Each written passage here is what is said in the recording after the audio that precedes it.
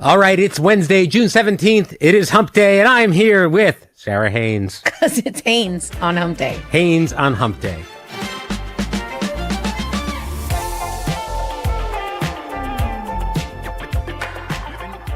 Hi, how are you? I'm good. Good. I'm glad to have you here. It's been a really big week. I'm exhausted. I feel like I've run a marathon. I am too. Like I was like after yesterday's show, I was like, it's Friday, right? We're done. No, it's Wednesday. Just the midweek. It's just the midweek, but it's hard to imagine a stronger start to the week. So yesterday we had on the Vice President of the United States, J.D. Vance. It got a lot of attention, a lot of articles written, a lot of comments on social media. What did you make of what he had to say? So I read the book, and he showed up the way I thought he would. I mean, I don't know how to answer it any better. He's a good politician. Yes.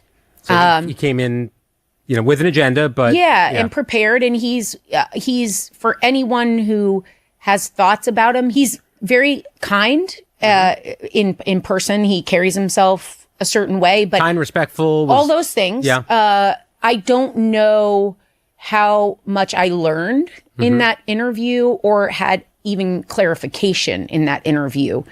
I kind of think the answers made sense for who he is.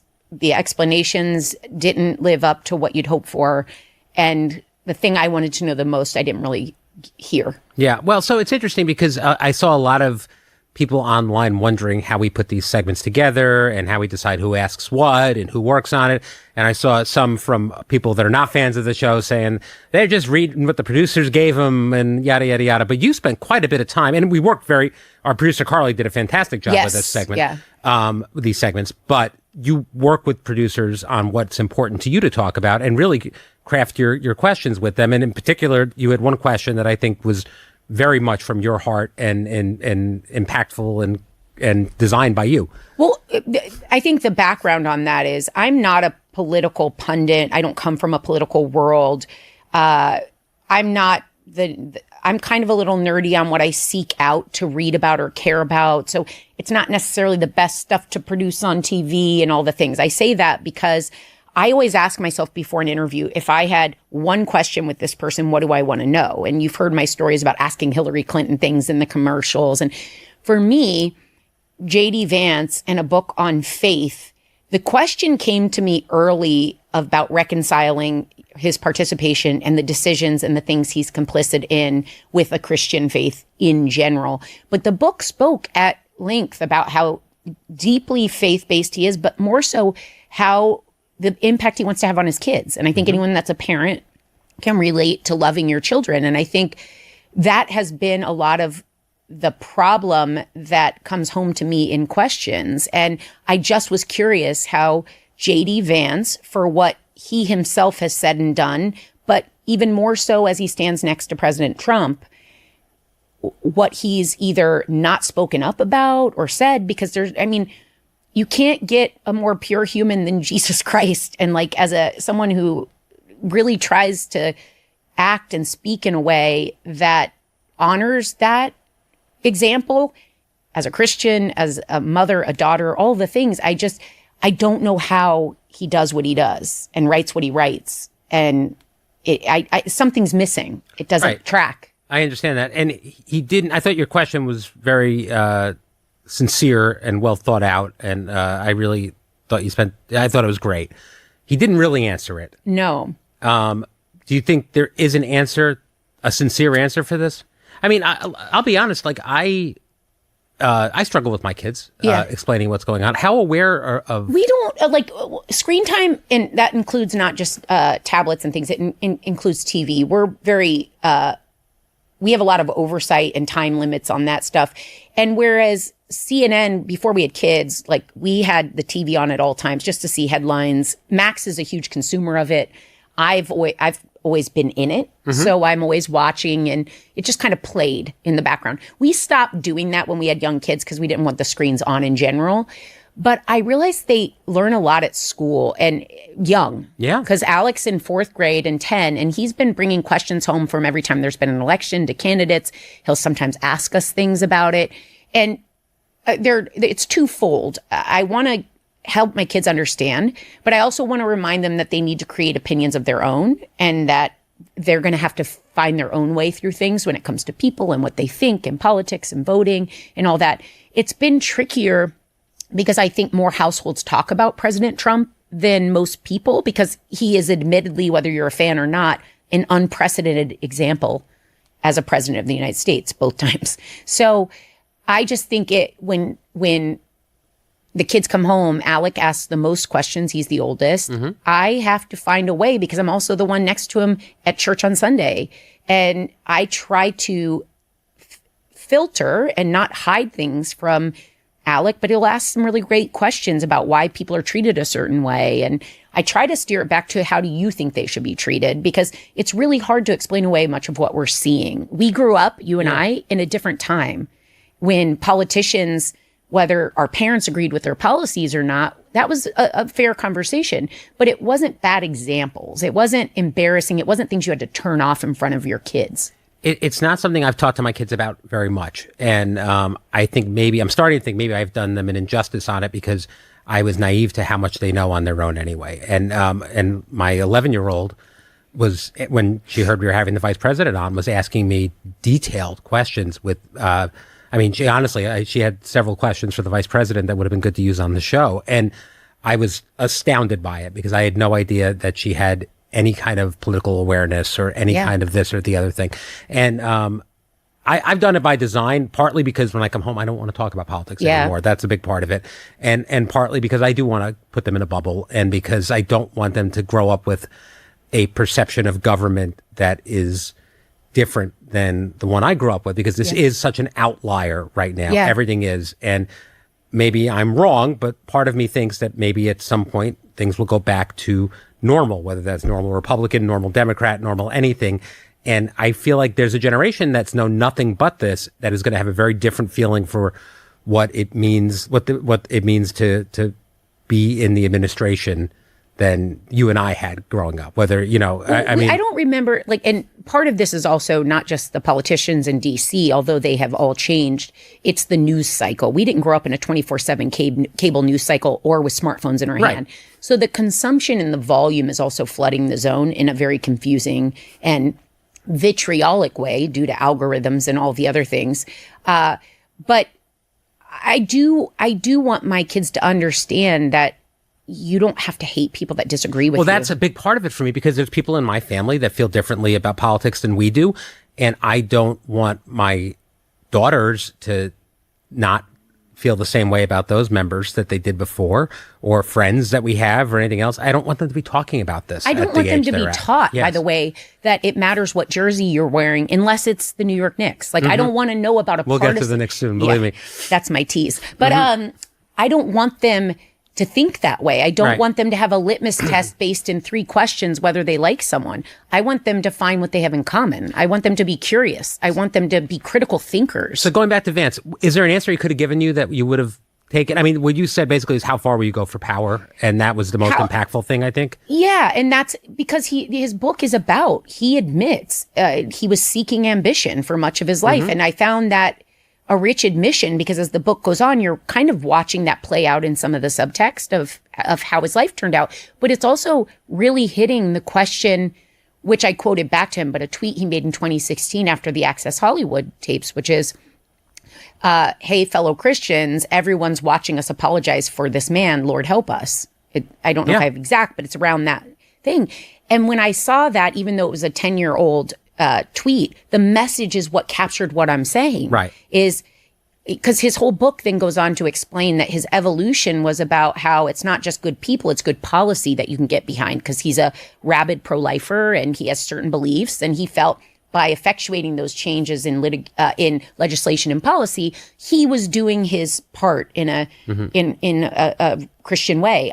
I would argue the how matters, and that's what I was trying to get at. Right, and he was implying that his perception of Trump had been manipulated by the media also. And there was a lot of, actually, when you watch it back, because I've watched it several times now, there were a lot of implications that, media should not be trusted over and over again, just kind of woven into everything he's saying, which, I agree there are avenues of media that shouldn't be trusted. Right. But there were also places to go for truth. Another part that was problematic, we couldn't get to in this segment, but he also opens his book up with a lot about how people's faith and belief systems are shaped by what he calls trusted sources, which are, you don't go and verify the Bible. You don't go and check if certain things happened or didn't happen. You trust the Bible and you trust the ministers and the pastors and the priests or whatever faith you follow, your religious leaders and all this stuff. As he's spelling it out in faith, I thought, and see, this is one of my problems with you. When you are a trusted source, you should carry that with the privilege and responsibility that gives you, which is you're a trusted source for so many people in this country. When you knowingly betray them about things like an election being stolen, when President Trump himself said in front of Elizabeth Griffin, I can't believe I lost to that guy. Like, people in his inner circle know he knows.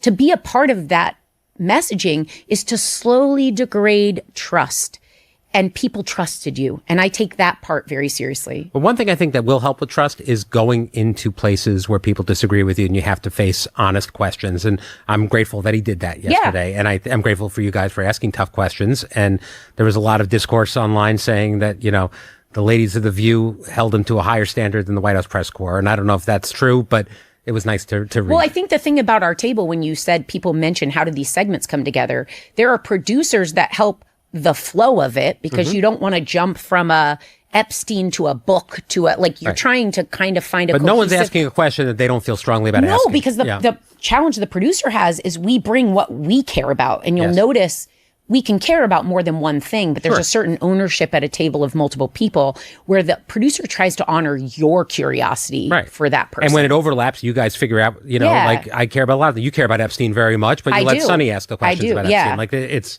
how we work together. We'll often say this question, I want to ask this question, and they'll say, oh, we have that for so-and-so. And I'm like, just as long as it's being asked. Absolutely. Joyce said yesterday about your question that you went for the low blow and brought up the kids. That made me laugh. I love that. That's how she takes your heartfelt. Well, you know what it is my brain works in finding what I have in common with someone. Yeah. The differences are very clear with JD Vance of what we disagree on. Yes. And it goes into policy. It goes into life decisions. It goes into 1,000 things. But we do have a shared faith. And I don't care if it's the same faith. If you're a religious or faithful person with virtuous outlook, then I align with you. Parents align, spouses align. There's a lot of things that JD Vance and I both have. The breaking point is, how can you explain so much of your life and your decision making when you too turn to your kids and have to put your head down at night? Right. And I just was curious, really genuinely curious, and I wish he would have answered, when is too far? Where's the line for you? Yeah, maybe someone else will ask again, and maybe we'll get an answer eventually. Maybe. We've had a big week this week, like I mentioned, but the VP was exciting.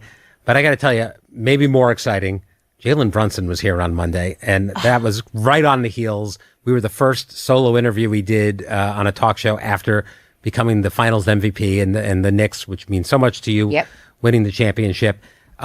Did you watch? I assume you watched the game. Where did you watch the game? So I watched at my friend Jamie's. She had a watch party. Oh, great. And it was really a close group of friends and all their kids that are also friends of various ages.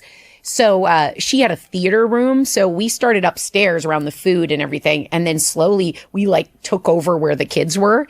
And the end of the game was just adult. And the kids are in the back.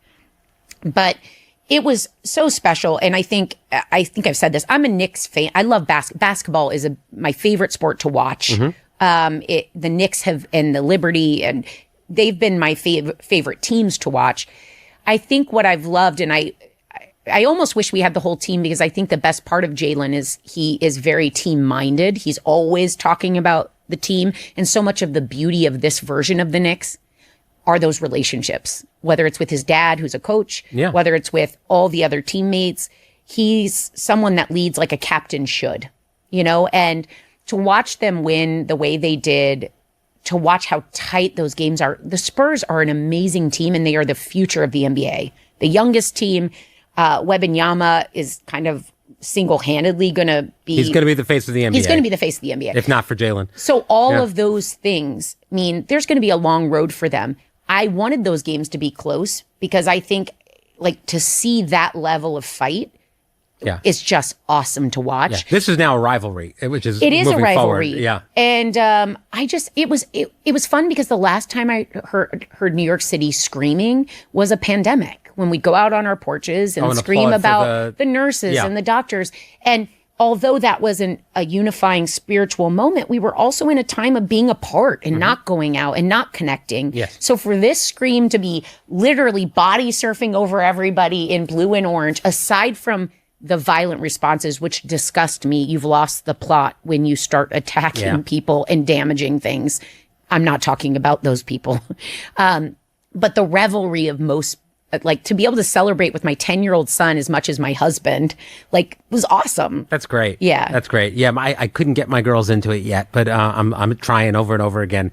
I need one of my kids to watch games with me. And honestly, once they do and learn a lot Yeah. of the storylines, it becomes it's the people that make it They for like me. they like going. Yep. They like going, but I can't get them to sit on the couch and like hold in long enough. They lose interest very quickly. Start telling them storylines, though. Yeah. Like, if you start doing, it's almost like Olympic profiles. I always thought when you get people's heart involved, Mm-hmm. it's not the team, it's not the numbers, it's not the stats.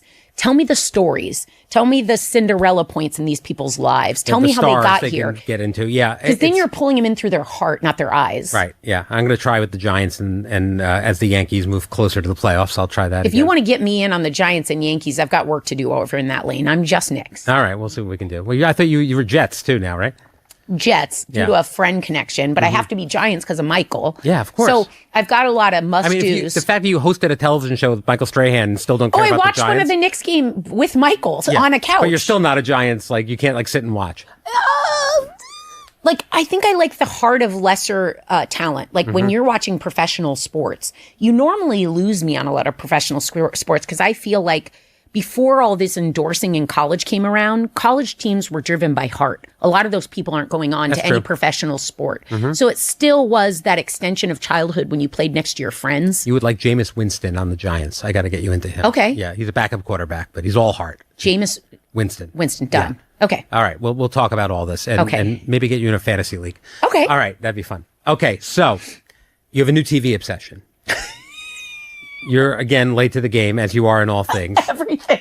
Your new TV obsession is The Real World. No, I'm just kidding. You're not that late. Not that it's late. Summer House. Summer House. Years later, you could join the popular obsession after everyone else is done. After. Tell me how you got into this. So I may live in New York, but I'm still Iowan, which means there was a time without technology where it took about 10 years for things to make it to the middle of the country. Yeah, sure. So I'm right on time. Okay, according the to VHS my tapes have arrived. Yes. Yes. We just got it. But I got into Summer House because there's a bunch of people on the staff that are my friends that are obsessed. Yes. And when someone you love cares about something, it becomes contagious eventually. And everyone got me watching this Summer House reunion. And so I watched it. But then I was so deeply invested. I haven't watched last night's, but I was so deeply invested that I went back to watch season 10. I've got a lot of feelings. And We're aware. so I dropped into Kyle Cook's DMs yesterday. Oh my God. You're cold I just DMing. cold DM'd. Pretty sure he hasn't read it. I'm buried in some kind of unfollowed, Yeah. like missed message. Yeah, he gets a lot of those, I'm guessing. I'm sure he does. Okay. But I needed to go on record. I mean, I really needed to speak up. My heart goes out to Kyle Cook, and watching him has been very painful. Okay, so for me. I'm only borderline following all this, but isn't he a villain? Wasn't he the guy everybody hated? So let me just be clear. I've only watched season 10. Okay. A lot of people seem to hate him, but Right. I think I have fresher eyes because I'm not carrying a narrative. Okay, so he broke up with his wife and he ended up with her best friend. Well, no, not him. Her. Her best friend. No, so sorry. So Kyle and West Yes. are good friends. Yes. And Sierra and Amanda are good friends. Yes. Amanda and Kyle married. Yes. Separate. Yes. Amanda hooks up with her best friend's ex. Oh, so she's the villain. She's the villain. Okay. But what's worse is take away that affair altogether, which is really stealing all the headlines. Right. It's juicy, whatever. It's bad, all the things. Just watch season 10 and how Kyle Cook is treated by his wife. people keep coming up to me that have watched for years, my friends, and they're like, "Yeah, but you don't understand. A lot of things happen." Alyssa was very anti-Kyle at one point. Yeah, and I get it. I think came on the show once and we were talking about if your husband wants to be a DJ and be out in the middle of the night and not be at home. Yeah, that sucks. Nothing merited the treatment he has gotten. Ooh. It's bullying. It is absolutely bullying. And I say this with I know it's funny. I know it's, I'm getting it really invested and I know I dropped into his DMs. But I actually was having a visceral reaction watching the group at times bullying Kyle. Amanda, his wife, did things that I would never do to Max. Max would never do to me. Like the demeaning in front of people. She's in cliques and groups where she's sitting around. Her husband, they're the only married couple in the house. Her husband is there. She's making jokes at his expense. The whole group's laughing, even if it were benign jokes. You don't make someone feel that way. You don't make anyone feel that way, let alone your most intimate partner. Get a divorce. They're not a good match. Fine. But don't torture him. There are points where he's slurring and he's like, I'm trying so hard and no one's hearing me. And I was like, I hear you, Kyle. Okay. Is that what you wrote to him? I hear you, Kyle? Essentially, it was a few paragraphs. And Vicky was like, oh my God, you wrote a book. The good thing is this is the one time I write a book to a guy that doesn't respond that I'm not trying to date. Yes. But does Max know that you're in other guys' DMs? No, he'd be like, what the hell are you doing, Sarah? But he'd probably actually also be like, of course you did. Like, that's also, what she does. Can you do this for like people I want to book on the show? Can we do that? Can we have you like... Yeah, but you know what? Like, literally, if you saw this, I need him to know that I see him. Okay. Because, and I know a lot of people are getting on board, but I said, I just have to share how hard it's been for me to watch the season of Summer House. I'm a new convert to the series. So other than the reunion, I've only watched this season. I know that the West Amanda scandal has ruled the headlines, but I cannot endure how she has treated you. I know as a TV person that we don't see everything, but I can't help but feel so bad for how you're treated. And then when I went on to tell him he deserves so much more, and I had to tell him because I'm having a really hard time watching. I think we need to have you look direct to camera and say, this is Sarah Haynes' message to Kyle. And Kyle knows I'm in his DMs. He just needs to find me. Okay. Yeah, but I need him to know because honestly, it actually is making me how many times are we going to put that guy in front of a camera where he's like, she hates me. Does anyone see it? And I'm like, I see it, Kyle. Everyone sees it, Kyle. Like, and I still have friends, making excuses for, he was really a jerk in past seasons. I'm like, there's no world in which you could tell me he did something. We're bullying him slowly rather than just separating from him or addressing as a married couple the issue at hand rather than laughing with your friends. Like, it's really sad and pathetic behavior that was cheered on because he stays up late and drinks too much and sometimes tells her to off. Like, do you feel like you and Kyle, if you weren't married, would be a connection? No. Okay. I'm not attracted to him at all. Okay. I have a lot of people I am attracted to, but not him. Not him. Josh Okay. Hart, I'm attracted to. Yes. Max knows he's my that's basketball fine. crush. I understand. Yeah, he's hilarious. I mean, anybody on the Knicks. I'm attracted to all the Knicks right now. Yes, hello. Yes, it's fine. So we're good. But no, it's more because I can literally, as an empath, feel his pain, and I need him to know he's not crazy. What she's doing is not right, and they should never have probably been together. But that's it. I don't know why this affects you so deeply. Did someone in a previous relationship treat you in this way? No, I don't. No, I would never have stood for that behavior. Yeah. I mean, so severely. There's a time where like Kyle's... And it's not like shtick. Like I make fun of my wife, she makes fun of me, and like we all laugh about it. No, it's deeply like I know this group's with me. Let me troll him, and everyone will be like, poor you. Like she walks off. Her only storyline is her marriage to Kyle and now her affair. So that's all she had anyway. But she was like waving the victim flag while preying on a victim. Now, you mentioned storyline. I have to go back to the last thing you caught up with very late, which was the reality show kind of... Unreal? Yeah, Unreal, which kind of exposed reality shows as kind of all fake. Yeah. I don't think... You're still here, though. You're still feeling this very deeply. Because of the way they clip it, again, I'm sure you can tell when a conversation... Okay, I'm getting notes from the producers. Summer House is not fake. And I know it's not fake, but no, it's but what I manipulated. mean is you can tell when I can now identify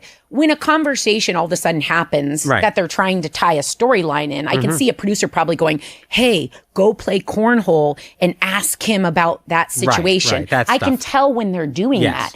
But the camera clips and what they're doing, It's real. I'm seeing enough out of their own mouths to see what's happening. And I'm going to go back and watch all those seasons and dig for whatever could have merited the behavior on this show. And so far, I have not. All right. I think you need to not only do this, but also talk about it, blog about it, the Summer House rewatch with Sarah Haynes. And I think it's important. I don't think anyone cares. I think after this, people are going to be concerned about your state of being. I know. And I'm not even going to cry. But I do think beyond, I think people need to just take the affair out of their minds and stop. Because I think a lot of people go back and they're like, now I feel bad for Kyle because Amanda had an affair. Erase the affair. I don't care about the affair. Amanda is acting inappropriately and demeaning. I don't like bullies. I do not like bullies. There's a sense of justice for people that are left behind and stepped on. And Kyle has been destroyed, and it's not fair. You have to ask Amanda the J.D. Vance question. How do you speak to... How do you reconcile your behavior? Well, I'm learning there's more coming out. People are sending me clips of things that I'm like, this behavior is not new for someone who does this. Now, I have to clarify here. Amanda did not have an affair. Sorry, do I keep saying affair? Yes, they have been separated since January. I say affair because married or not, separated or not, you're sleeping with your best friend's ex and your ex's good friend. So, all right, last part of this. Is that off limits in your mind? Could you, let's say you become available, any of Max's friends, that's off limits. You would never do that. No, that feels like anything too close to Max feels right. Aggressive. Not even safe for me. Like if you're separating from someone, it's like a prenuptial. It's not financial. It's just what you came in with. Your friends are yours. I agree. My friends are mine. Yes. Like never the two shall meet. Agreed. All right, we've covered a lot today. I know. This is really world peace. Yes, and peace for Kyle. I'm not sure what you were most passionate about between Kyle, J.D. Vance, and Jalen Brunson. Knicks. Go Knicks. No. Go Knicks. Go Just go. All right. Thank you for joining me today, Sarah Haynes. Tomorrow I'll be back with Anna Navarro, always a crowd pleaser, and we'll see you then.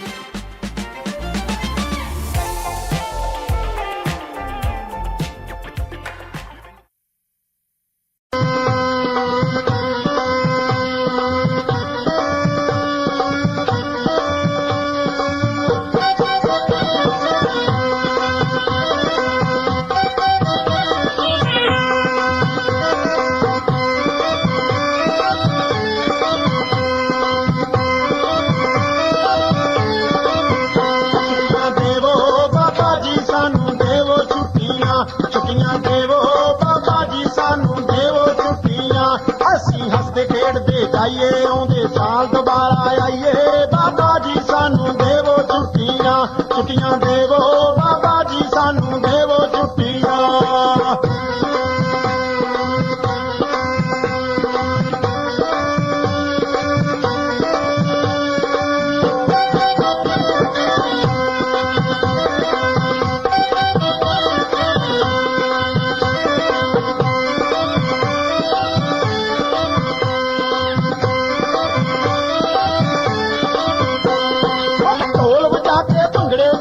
ਤੇਰੀਆਂ ਖੁਸ਼ੀਆਂ ਲਈਆਂ ਹਰ ਇੱਕ ਥਾਂ ਦੇ ਦਰਸ਼ਨ ਕਰਕੇ ਅੱਖੀਆਂ ਨੇ ਰੱਜ ਗਈਆਂ ਹਰ ਇੱਕ ਥਾਂ ਦੇ ਦਰਸ਼ਨ ਕਰਕੇ ਅੱਖੀਆਂ ਨੇ ਰੱਜ ਗਈਆਂ ਤੇਰੇ ਲੰਗਰੋਂ ਫੁੱਲ ਕੇ ਖਾ ਕੇ ਚੱਲੇ ਪੂਰੀ ਸਿਹਤ ਬਣਾ ਕੇ ਬਾਬਾ ਜੀ ਸਾਨੂੰ ਦੇਵੋ ਛੁੱਟੀਆਂ ਦੇਵੋ ਬਾਬਾ ਜੀ ਸਾਨੂੰ ਦੇਵੋ ਛੁੱਟੀਆਂ ਦੇਵੋ ਬਾਬਾ ਜੀ ਸਾਨੂੰ ਦੇਵੋ ਛੁੱਟੀਆਂ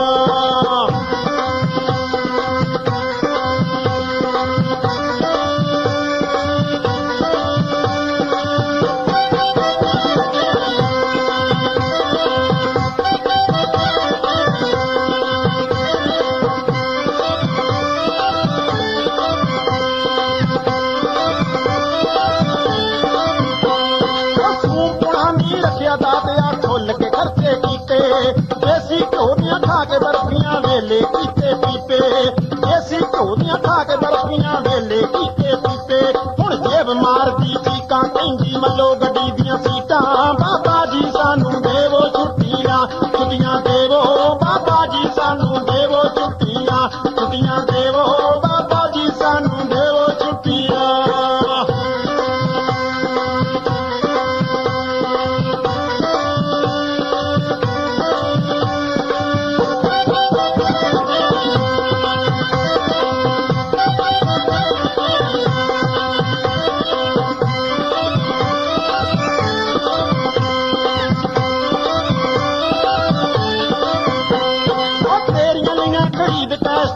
ਕੇ ਖਰੀ ਵਜਾਵਾਂਗੇ ਤੇਰੀਆਂ ਲੀਆਂ ਖਰੀਦ ਕੈਸਟਾਂ ਜਾ ਕੇ ਖਰੀ ਲਗਾਵਾਂਗੇ 1 ਸਾਲ ਤੇਰੀ ਪੂਰੀ ਉਮਾ ਟੇਪਾਂ ਵਿੱਚ ਵਜਾਵਾਂਗੇ 1 ਸਾਲ ਤੇਰੀ ਪੂਰੀ ਉਮਾ ਟੇਪਾਂ ਵਿੱਚ ਵਜਾਵਾਂਗੇ ਸਾਨੂੰ ਆਉਂਦੇ ਸਾਲ ਬੁਲਾਇਓ ਗੱਪੇ ਮਾਇਆ ਤੇ ਕਲਾਇਓ ਬਾਬਾ ਜੀ ਸਾਨੂੰ ਦੇਵੋ ਛੁੱਟੀਆਂ ਛੁੱਟੀਆਂ ਦੇਵੋ ਬਾਬਾ ਜੀ ਸਾਨੂੰ ਦੇਵੋ ਛੁੱਟੀਆਂ ਛੁੱਟੀਆਂ ਦੇਵੋ ਬਾਬਾ ਜੀ ਸਾਨੂੰ ਦੇਵੋ ਛੁੱਟੀਆਂ